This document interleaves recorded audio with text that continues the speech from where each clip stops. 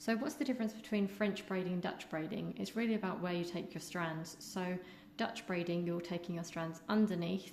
With French braiding, you're taking your strands over the top. Okay, so to start a Dutch braid, you will have 3 sections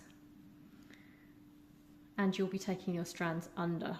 Okay, so you'll take your strands under, into the middle, under, into the middle, and even when you add your hair, you're taking your strand under, into the middle, under, and into the middle. And then when you're adding your hair, you're adding it to that middle strand. So strand goes under, you add the hair with it underneath, and you can see that the braid then sits on top of the head,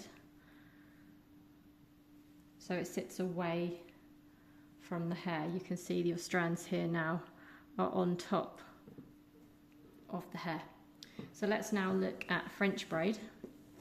So French braid, we'll be taking strands in exactly the same way. So 3 main strands to start with. So we'll be starting with our strands 1, 2, 3.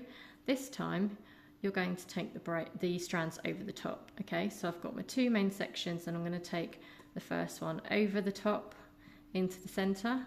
Next one I'm going to take over the top and into the center. The next one, when I take it over the top, I'm then going to add a slice of hair into that middle section. So last time we were going under, now we're going over.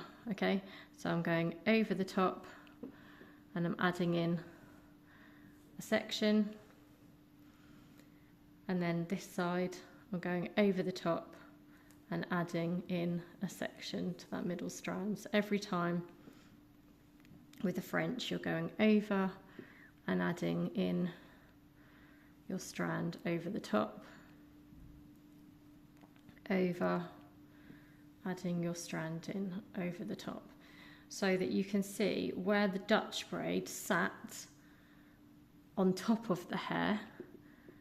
You can see that our braid is almost like a reverse of the Dutch. It's now inside, so you can see, you can't see the strands sitting on the top, they're actually underneath, but you can still pinch and pull it out to make it look different. You can still add volume to a French braid if that's the look that you're going for, or you can keep it nice and tight underneath. You've still got lots of options there.